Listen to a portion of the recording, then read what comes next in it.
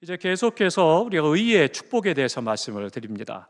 하나님께서 우리를 의롭다라고 받아주셨는데 그것이 어떤 결과가 있느냐, 그 부분을 계속 오늘 본문에 말씀하고 있죠. 첫 번째는 하나님과 화평하다 그랬습니다. 하나님과 내가 좋은 관계를 가져서 그 안에서 아름다운 교제를 나누며 살아가는 그런 삶을 말씀해 주고 있습니다.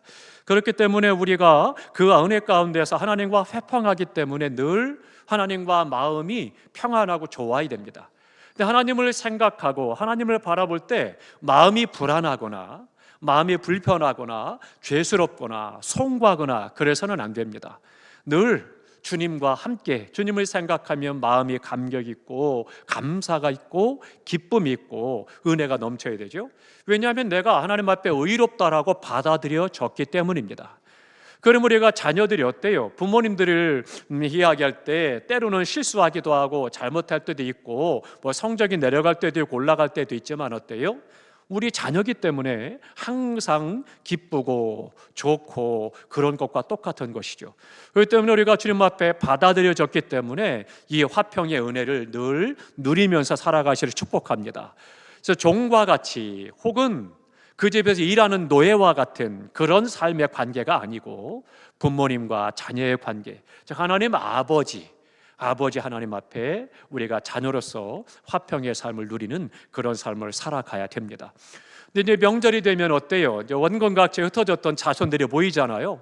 자손들이 모이면 어때요? 그 자손들은 부모님의 말씀 안 해도 그래도 어때요? 뭐 이것저것 세상적으로 잘 나가거나 또 부모님 보실 때 자랑스럽다 그런 사람들은 기쁘고 즐겁게 와서 인사를 하죠. 근데 그렇지 못한 자녀들은 또 부모님 뵙기를 주저하게 되고 또 마음이 불편하고 어려워지기도 합니다. 그런데 아버지는 어때요? 엄마 아빠는 그거와 관계없어요. 그저 우리 자녀가 명절날 함께 와서 밥 한 끼 같이 먹고 따뜻한 밥 한 끼 먹고 함께 있다가 가는 것, 그걸 좋아하시고 그게 행복하신 거예요. 그러니까 우리가 하나님 앞에 받아들여졌다, 의롭다라고 하는 것은 내가 잘했다, 못했다, 죄를 지었느냐 안 지었느냐, 얼마나 성결하냐, 얼마나 거룩하냐, 그 문제가 아니라는 거예요. 그러니까 내가 하나님 앞에 받아들여졌으니 그러니 우리가 그 안에서 누리는 겁니다. 그 안에서 이 화평의 관계를 날마다 누리시기 바랍니다. 그래서 하나님을 생각하면 감사가 있고 감격이 있고 나 같은 죄를 하나님께서 부르셔서 하나님의 자녀로 삼으시고 나를 맞아주셨다는 것에 대해서 늘 감사하고 감격하며 행하게 되겠습니다. 또 하나 두 번째로는 어떤 결과가 우리에게 주어졌느냐, 하나님의 은혜의 보좌 앞에 들어가게 됐다는 거예요. 은혜의 보좌 앞에 들어가게 됐다라고 하는 것은 그 자리에 세운 바 됐다고 그랬죠. 그러니까 예수님이 십자가에 달리실 때 성전의 휘장이 위에부터 아래로 갈라지고 열렸어요. 그래서 이제 누구나 다 하나님 아버지 앞에 나아갈 은혜를 얻었어요. 그러니까 우리가 하나님 앞에 나아가서 뭘 해야 되느냐? 그 앞에 서 있는 거예요. 하나님 앞에 서 있어서 뭐 해요? 하나님의 명령을 기다리는 거예요. 하나님의 말씀을 기다리는 겁니다. 하나님께서 그 말씀을 우리에게 성경 가운데 쭉 말씀하고 있잖아요. 근데 그 앞에서 하나님의 말씀을 듣고 그 말씀을 따라 우리가 순종하고 살아가는 거죠. 그런데 거기에서 우리가 어떻게 돼요? 헌신과 충성과 또 소명과 사명과 봉사, 수고가 있어야 되는 거죠. 그런데 그 앞에 섰을 때 그냥 멀뚱멀뚱 서 있기만 하고 하나님 말씀하시는데 눈만 꿈벅꿈벅하고 있고 대답도 없고 관심도 없고 그냥 서 있다라면 문제가 심각해지는 거죠. 그게 아니라 하나님 앞에 받아들여져서 그 앞에 세워졌기 때문에 우리가 하나님의 말씀을 쫓아 봉사, 충성, 헌신, 수고 또 눈물과 또 헌신이 있게 되는 거죠. 또 한 가지 중요한 것이 있습니다. 세 번째로는 하나님의 영광에 대한 소망입니다. 이 소망은 확실한 겁니다. 이 소망이 있다 없다 그래서는 안 됩니다. 열심히 신앙사라는데 한 권사님이 그렇게 열심히 헌신하셨어요. 재산도 다 들여서 헌신하고 그렇게 열심히 봉사하고 교회에서도 많은 분들이 신앙이 본이 되고 정말로 존경받는 그런 권사님이셨습니다. 그런데 하나님 앞에 임종 예배를 드리는데 그분이 그런 얘기를 하는 거예요. 목사님, 제가 하나님 나라 갈 수 있을까요? 이거는 겸손한 게 아니에요. 그러니까 하나님의 나라에 대한 분명한 소망이 없었다는 얘기예요. 그러니까 믿음이라고 하는 것은 확실한 것이고 이것은 내적인 소유입니다. 그러니까 내 안에, 내 영혼 속에 분명한 하나님의 나라에 대한 소망이 확고하게 됐다. 왜요? 우리를 의롭다 받아주셨기 때문입니다. 그러니까 하나님이 나를 받아주셔서 우리가 하나님에 대한 영원한 소망을 갖고 있기 때문에 그 소망은 결코 흔들리지 않는 거예요. 잘 되니까, 좋으니까, 내 뜻대로 되니까 하늘나라에 소망 있고 춤을 추고 좋아하다가 힘들다, 어렵다, 내 계획대로 안 된다, 잘 되는 것도 막힌다, 병이 들었다, 어두운 고통이 있다, 그렇다고 그러면 소망이 없는 자처럼 낙심하고 실망하고 주저앉는다라면 그것은 다시 한번 믿음을 우리가 세워나가야 됩니다. 그리고 하나님 앞에 영원한 하나님의 나라에 대한 분명한 소망이 있다. 이 소망은 확실한 것이고 우리 안에 내재해 있는 것입니다. 그런데 이것은요, 단 뭐 때문이냐? 성령에 의해서만, 성령이 충만할 때 이 소망이 분명해지는 거예요. 근데 내가 성령 충만하지 않으면 의심이 생기는 거예요. 하나님의 나라 과연 있을까? 세상 사람 인정하지 않죠. 세상 사람들이 하나님의 나라에 대해 인정하지 않습니다. 천국 너나 가라, 구원 이런 것부터 해서 10원이나 줘. 우리가 전도하다 보면 그런 비아냥을 듣잖아요. 그런데 그런 땐 그러세요. 그러면 예수 믿지 말고 지옥 가세요 그러세요. 신경질 내고 막 화를 낼 겁니다. 아니, 천국 있다 지옥 있다 믿지 않으면서 왜 지옥 가라니까 싫어해요? 천국 가라니까는 싫어하더니만. 그러니까 우리가 다시 한번 생각해야 돼요.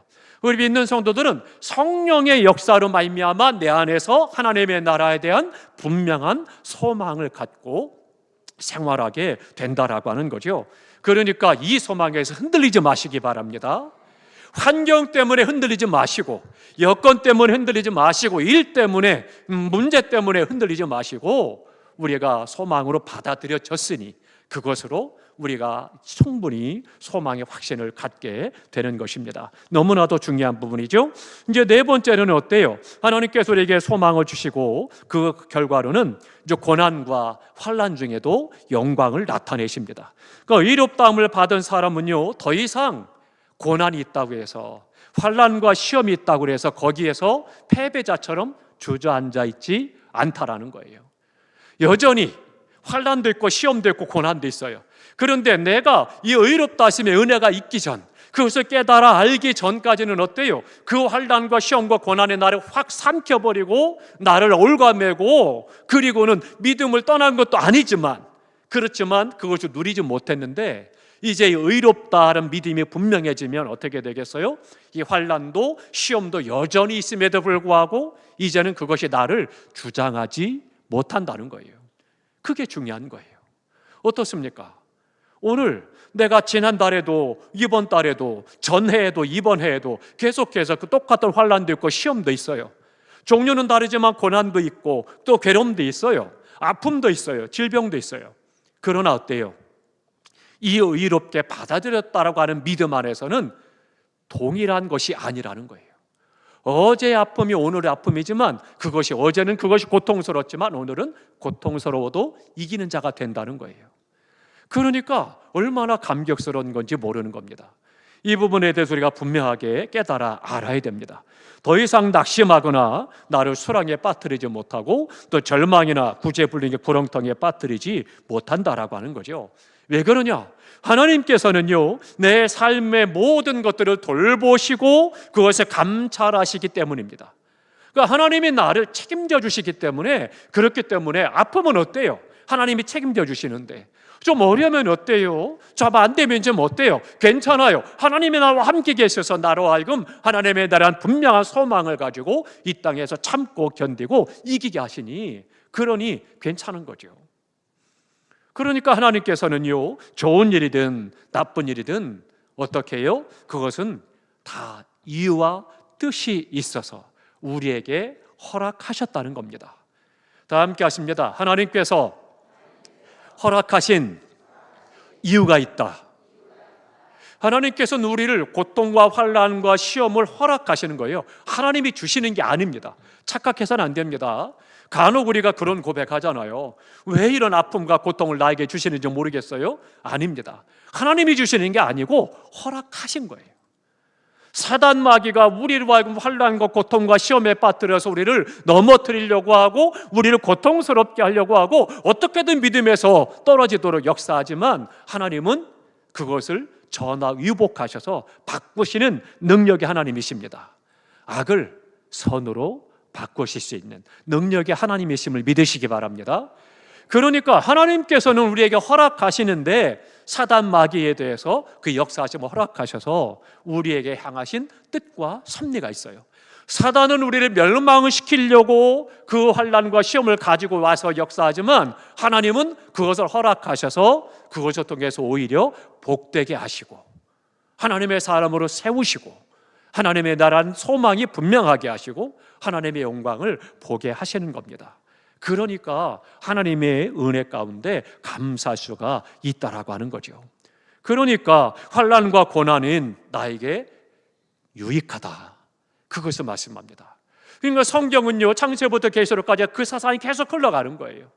이 믿음, 하나님께서는 나에게 유익하도록 그것을 허락하셨다. 우리가 잘 알고 있는 욥은 어떻습니까? 욥이 뭐 잘못 없었잖아요. 우리보다 더 하나님 앞에 인정받는 믿음을 갖고 서 있었잖아요. 그런데 하나님께서 그를 칭찬하니까 사단 마귀가 와서 시험을 하죠. 하나님 그런 말씀 마세요. 하나님이 축복하시니까, 하나님이 잘 되게 하시니까 지위도 있고 돈도 많고 자녀도 잘 되고 주변에 존경하니까 하나님을 섬기는 거지, 그렇지 않으면 그렇지 않을 겁니다. 반론을 제기합니다. 일단 하나님께서 말씀하시죠. 그래? 그러면 내가 한번 해봐라. 시험해봐라. 그런데 생명은 건드리지 마라. 내 마음대로 너가 그를 시험하되 생명을 건드리지 말아라. 생명을 빼앗지 말라는 거예요. 그런 나머지 모든 것들에 대해서 하나님이 허락하신 거예요. 그러니까 사단 마귀는 이제는 의기양양해서 나와서 어떻게 돼요? 네가 자손이 죽어도 나 하나님을 섬길 거야? 자손도 다 하루아침에 뺏어가잖아요. 죽임을 당했어요. 하루아침에 갖고 있는 재산들을 다 잃어버렸습니다. 네가 그래도 하나님을, 사단이 역사하는 거예요. 계속 환난과 고난을 주는 거죠. 고통을 주는 거죠. 심지어 동도도 다 죽었습니다. 심지어는 어때요? 아내도 욕을 하고 저주를 하고 떠나가잖아요. 그것으로 끝나지 않았죠. 욥의 몸에 욕창이 나서 너무나도 고통스럽고 기와장을 갖고 몸을 긁을 만큼 그렇게 고통스러운 욕창이 났죠. 그러니 그에게 있는 게 뭐가 있겠습니까? 어에 대한 소망이 있겠어요? 그런데 그 모든 것들을 어떻게 했어요? 하나님이 허락하신 범위 안에서만 사단이 역사하는 거예요. 생명을 빼앗지는 못하는 거예요. 고통스럽다 할지라도, 질병이 있다 할지라도, 재물을 걷어가셨다 할지라도, 자녀를 빼앗아갔다 할지라도, 종들이 다 죽었다 할지라도, 아내가 저주하고 떠나갔어도 그의 목숨은 하나님께서 붙잡고 타치하지 못하게 하신 거예요. 하나님이 허락하신 범위 안에서. 그래서 어떻게 됐어요? 나중에 하나님께서는 그로 하여금 갑절의 복을 주시잖아요. 그러니까 하나님은 오늘 우리에게 있다, 의롭다 인정해 주시는 그 이 축복이 뭐냐면, 이 환난과 고난이 유익하도록 하나님의 뜻과 섭리를 가지고 허락하셨다는 거예요. 우린 때때로 그런 의아심을 갖잖아요. 하나님이 나를 사랑하시는데 왜 이런 고난과 환난과 시험을 허락하셨을까? 허락하신 이유, 나를 유익하도록, 내게 복되도록 허락하셨다는 것입니다. 그렇기 때문에 우리가 그 부분을 깨달아 알게 되면 고난이 고난이 아니고, 환난이 환난이 아니고, 질병이 나를 삼키지 못한다라고 하는 것입니다. 그렇다면 이제 구체적으로 그럼 어떤 유익이 있느냐? 그러면 환난과 고난이 나에게 유익하고 하나님이 허락하셨다고 했는데, 유익하다고 말씀하신 어떤 유익이 있었느냐? 오늘 본문에 그러죠. 환난은 인내를 이룬다 그랬습니다. 환난은 우리에게 인내를 가져다 준다는 거예요. 그런 유익이 있다는 거죠. 그래서 오늘 그 환난을 허락하셨다는 거예요. 인내는 뭐냐? 끈기, 요지부동, 견고함, 참음으로 이끈다, 그런 뜻입니다. 그러니까 하나님께서는 그 환난과 고난을 통해서 나를 믿음이 요지부동하지 않도록, 오직 하나님만을 붙잡고 믿음으로 견디도록 인내를 주신다는 거예요. 그러니 얼마나 감사해요. 그것이 없다면 언제 넘어질지 모르는 거예요. 세상 풍파, 환난, 고난에 생각만 많고, 그리고 결론도 안 나고, 그리고 여전히 힘들고 어려운 거죠. 그런데 그것을 통해서 우리에게 인내를 가르치시는 거죠. 그래서 우리에게 그것이 복이다, 그렇게 말씀하고 있습니다. 그러니까 삶의 고난을 이겨내고 그것을 이제는 옛날에 그것이 무서워서 두려워하고 그것 때문에 어쩔 줄 몰라 했지만 이제는 직면하는 거예요. 내가 아무리 그래봤자 소용없다. 나는 하나님의 사람이다. 그래서는 그 인내함으로 말미암아 오히려 그것을 참고 견디고 이기는 건데요, 소극적이 아니라 어쩔 수 없이 당하는 것이 아니라 적극적으로 대면을 해서 싸워 이기는 거예요. 그것이 바로 인내라고 하는 것입니다. 그러니까 환란이 오면 어때요? 의로워진 하나님의 사람들은 그러니까 당당하게 맞서 싸워 이기는 거죠. 그러니까 환란 때문에 이거 어떻게 하면 좋아 그런 것이 아니고 하나님께서 이것을 나에게 말씀하신 것이 뭐냐? 기도하면서 인내를 얻게 되고 그 안에서 참고 견디고 이기는 자가 된다라고 하는 겁니다. 인내를 가르치시려고 하나님께서는 고난을 허락하신 것입니다. 함께 찾아봅니다. 로마서 12장입니다. 로마서 12장 12절을 보겠습니다. 로마서 12장 12절 257쪽입니다. 로마서 12장 12절 다 함께 했습니다. 소망 중에 즐거워하며 환난 중에 참으며 기도에 항상 힘쓰며. 아멘. 환난 중에 참으며 같은 말씀이에요. 인내한다. 그것을 우리에게 말씀해주고 있는 거죠. 그러니까 소망 중에 즐거워하고 환난 중에 참고 기도에 항상 힘쓰며 그 가운데서 이기는 자가 되는 것을 우리에게 말씀합니다. 한 가운데 더 봅니다. 야고보서입니다. 야고보서 1장입니다. 히브리서 바로 뒤에 있습니다. 370쪽 야고보서 1장 2절부터 4절까지 보겠습니다. 굉장히 축복된 말씀을 합니다. 야고보서 1장 2절로 4절 다 함께 했습니다. 내 사랑하는 형제들아, 너희가 여러 가지 시험을 당하거든 온전히 기쁘게 여기라. 이는 너희 믿음의 시련이 인내를 만들어내는 줄 너희가 알미라. 인내를 온전히 이루라. 이는 너희도 온전하고 구비하여 부금도 부족함이 없게 하려 함이라. 아멘. 그러니까 하나님 앞에 부족함이 없는 하나님의 사람으로 세움받도록 인내를 주시는 거예요. 그래서 오늘 우리에게 환난을 허락하셨다는 거예요. 잘 인내하시기 바랍니다. 그것이 하나님 앞에 내가 올바로 서게 되고 하나님 앞에 부족함이 없게 세는 하나님의 사람으로 세움받는 축복이 되는 거예요. 그러니까 지금은 내가 힘들지만 어렵지만 그렇지만 오히려 그것 통해서 환난을 통해서 인내를 배우게 되고 온전한 하나님의 사람으로 세움바 되니 그러니 얼마나 감사한 거예요. 그것이 놀라운 이 의롭다는 믿음의 축복입니다. 그러면 이제 인내는 또 뭘 이루느냐? 오늘 본문에 말씀하죠. 인내는 연단을 이룬다 그렇게 말씀합니다. 이 연단이라는 말은요, 원문에 보면 다른 뜻이 뭐냐면 인격 그렇게 말하는 겁니다. 인격, 능력, 성실 그런 것들을 말할 때 연단 그렇게 말씀합니다. 그러니까 연단은 그의 인격을 만든다는 거예요. 그러니까 연단은 환난을 통해서 우리가 인내를 얻게 되고 인내는 우리에게 연단을 가져온다. 연단은 뭐예요? 주님의 인격을 닮아가게 한다는 거예요. 내가 당하는 그 어려움과 환난과 시험을 통해서 내가 인내를 배움으로 말미암아 주님의 인격을 닮아가고 주님의 형상이 내게 인침바 된다. 그것을 말씀해주고 있습니다. 우리가 늘 기도하잖아요. 주님 닮기 원합니다. 노래도 하고 기도도 하잖아요. 그런데 그것이 믿음으로 의롭다함 받은 성도에게 주시는 하나님의 축복인 거예요. 그러니 얼마나 감사해요. 이 놀라운 비밀 아셨습니까? 저만 아는 줄 알았더니 다 아시나 봐요. 대답을 안 하시고 보니까 당연한 말을 그렇게 묻냐 그러신 것 같은데요, 굉장히 중요한 부분입니다. 그러니까 하나님께서는요, 우리에게 인내는 연단을 이룬다 그렇게 말씀을 해주고 있는 것이죠. 삶의 고난을 통해서 얻어지는 힘, 그것을 말합니다. 우리가 그런 말 하잖아요. 온실의 화초보다 밖에서 비바람 맞아가며 자란 그런 잡초들이 더 끈질기고 생명력이 있다고 그러잖아요. 그리고요, 그런 꽃들이 더 향이 진합니다. 그러니까 우리의 삶에 있어서도 마찬가지예요. 하나님 앞에 환난과 고난을 통해서 연단된 사람, 주님의 인격을 닮아간 사람, 주님의 형상 인침받은 사람은 그것이 힘이 있고 능력 있는 성도의 삶을 살아간다라고 하는 겁니다. 그러니까 의롭다 인정받은 사람은요, 고난을 견뎌내는데 이전보다 더 강해지는 거예요. 그러니까 어때요? 어린아이들이 어때요? 태어나서 자랄 때 한 번 뭐 이렇게 감기를 한번 앓고 나면 더 애가 똑똑해지고 더 총명해지고 좀 더 건강해지잖아요. 그러면서 점점 자라면서 한 번씩 그런 병치를 할 때마다 더 건강해지고 더 잘 자라잖아요. 마찬가지입니다. 우리의 믿음도 그런 환란이 올 때, 고난이 올 때 우리가 그것을 통해서 연단이 되어져서 더 강한 믿음이 되는 거고요, 더 분명한 믿음이 되는 거고, 또 그 안에서 하나님 앞에 영광을 돌릴 수가 있는 거죠.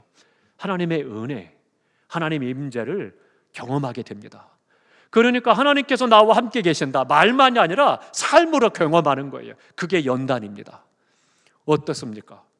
그 환난, 그 고난 때문에, 그 고통 때문에 하나님이 나와 함께 계신다는 것을 깨달아 알게 되고 그 안에서 담대한 거예요. 이것이 연단입니다. 다른 성도 같으면 하늘이 무너졌다, 땅이 꺼졌다, 난리가 날 텐데, 그런데 그것이 아니라 오히려 평안한 가운데 하나님 앞에 기도함으로 기다리죠. 그러니까 우리가 이 연단이라고 하는 것은 놀라운 하나님의 은혜입니다. 한번 찾아봅니다. 고린도 후서로 가겠습니다. 고린도 후서 1장, 고린도 후서 1장 3절 4절입니다. 고린도 후서 1장 3절 4절 다 함께 있습니다. 찬송하리로다. 그는 우리 주 예수 그리스도의 하나님이시요 자비의 아버지시요 모든 위로의 하나님이시며 우리의 모든 환난 중에서 우리를 위로하사 우리로 하여금 하나님께 받는 위로로서 모든 환난 중에 있는 자들을 능히 위로하게 하시는 이시로다. 아멘. 하나님은 위로 하나님이 되셔서 그 연단을 통해서 우리를 위로하시는 거예요. 그래서 우리로 하여금 다른 고난당하는 성도들을 위로할 수 있도록 힘을 주시는 거죠. 그러니까 우리가 그 안에서 놀라운 하나님의 영광과 은혜를 보게 될 수가 있는 것입니다. 에베소서 3장 16절에 보니까 그 영광의 풍성을 따라 그의 성령의로 말미암아 너희 속사람을 능력으로 강건하게 하옵시며 그렇게 말씀하고 있습니다. 그러니까 성령의 위로로 우리를 강건하게 하신다. 우리 속사람, 우리 영을 더 강건하게 하신다 말씀하고 있습니다. 얼마나 감사해요. 내가 의롭게 받아들였다는 것이 이 놀라운 축복이 있는 거예요. 이 믿음 안에서 담대하시기 바랍니다. 똑같은 환란이라 할지라도 이제는 환란이 다른 거예요. 나를 향한 환란이 강도가 달라지는 거예요. 예전에는 그 환란과 시험면 팍 쳐버리면 그것이 100으로 왔다라면 이제는 내가 하나님의 의로운 자녀이기 때문에 그게 믿음이 있기 때문에 어떻게 돼요? 그 강도가 50이 되고 30이 되고 10이 되고 이제 아무것도 아닌 것처럼 되는 거예요. 그런 우리가 얼마나 감격스러운지요. 하나님의 위로, 하나님의 또 섭리, 하나님의 인도하심 속에서 이 은혜를 누리며 살아가시기를 주님의 이름으로 축원합니다. 또 하나 두 번째는요, 이 연단은 뭘 이루느냐? 소망을 이룬다, 그렇게 말씀하죠. 확신을 가진다, 기대한다, 그런 뜻입니다. 하나님의 나라에 대한 분명한 확신을 가지고 사모하는 것을 말합니다. 그러니까 우리가 의롭게 됐다라면 결코 우리가 부끄러움을 당하지 않고요, 실망하거나 속이거나 혼동하지 않습니다. 그렇기 때문에 우리가 하나님이 주신 약속의 말씀 붙잡고 끝까지 바울의 고백과 같이 나의 달려갈 길을 다 달리고 이제는 이후로는 내게 상급이 준비되어 있다, 그렇게 고백할 수가 있는 것이죠. 찾아봅니다. 베드로전서로 갑니다. 베드로전서 4장 16절입니다. 베드로전서 4장 16절 383쪽, 제 성경은 383쪽입니다. 베드로전서 4장 16절입니다. 다 함께 있습니다. 만일 그리스도인으로 고난을 받으면 부끄러워하지 말고 도리어 그 이름으로 하나님께 영광을 돌리라. 아멘. 이것은 죄 때문에 받는 고난을 말하는 것이 아닙니다.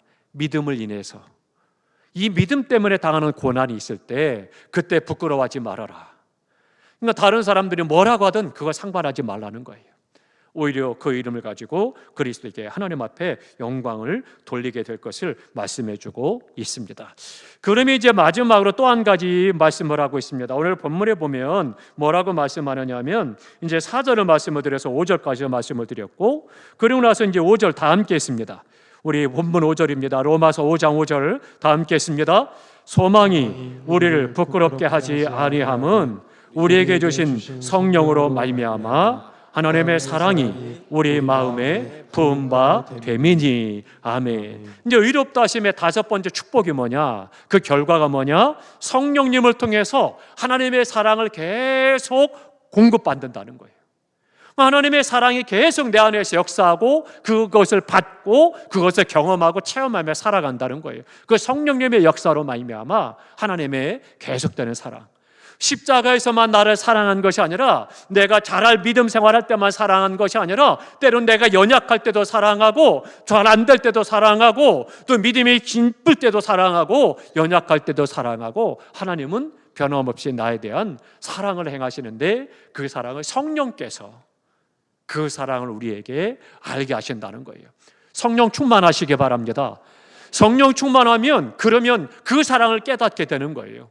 세상 모든 사람 다 손가락질해도 그래도 하나님의 사랑을 깨달아 알게 되고 그 사람은 감사할 것이 많아지는 거죠. 우리가 하나님의 은혜 가운데서 성령으로 부어주시는 그 사랑, 하나님의 사랑을 계속해서 우리에게 부어주십니다. 그러면 하나님과 내가 더 친밀해지는 것이고 또 성령이 우리 안에 거하시고 인치시고 보증하시고 하나님의 나라에 대한 분명한 소망을 갖게 하시고 우리로 하여금 오직 하나님의 사랑으로 계속 그 사랑을 받게 하십니다. 그렇기 때문에 의롭다함을 받은 사람만이 하나님의 사랑을 깨달아 알게 되고 깊이 알게 되고 그 사랑 때문에 어떤 상황에서도 결코 낙심하지 않고 두려워하지 않고 또 그 안에서 오히려 주님과 기쁜 교제를 나누면서 친밀하고 또 그 사랑을 환난과 시험과 역경에서 연단받고 인내를 배우고 소망이 분명해지는 것이죠. 그러면 세상 어떤 것도 나를 흔들 수 없는 거예요. 이 의롭다 인정받은 하나님의 사랑, 그 사랑의 축복이 날마다 우리 가운데 분명해 주시고 확신하셔서 그 안에서 늘 승리하고 하나님 앞에 영광이 되고 이 땅에서 존귀하고 복된 믿음의 삶이 되시기를 축복합니다. 한 군데 찾아보고 함께 기도하겠습니다. 고린도후서 1장입니다. 고린도후서 1장 22절입니다. 고린도후서 1장 22절 다 함께 봉독합니다. 그가 또한 우리에게 인치시고 보증으로 우리 마음에 성령을 주셨느니라. 아멘. 성령님은 우리 안에 들어서 뭘 하시냐? 우리를 인치시고 즉 하나님의 사람으로 도장을 쾅 찍고 우리와 늘 함께 계시고 그리고 뭐라고 그래요? 보증하신다. 우리 하나님의 나라에 대한 소망, 이 땅에서 환난과 역경과 고난에 대해서 인내하게 하고 또 연단하게 하고 소망이 분명하도록 보증하시는 분이 성령님이십니다. 그러니 내 마음에 그런 의심이 들면 내가 성령 충만한가 살피셔야 됩니다. 그래서 성령 충만한 가운데 성령께서 내 안에서 보증하시고 확신하시도록 인도해 가신 은혜를 인해서 위로받고 힘을 얻고 견디고 이기는 자가 되시기를 주님의 이름으로 축원합니다. 기도하겠습니다.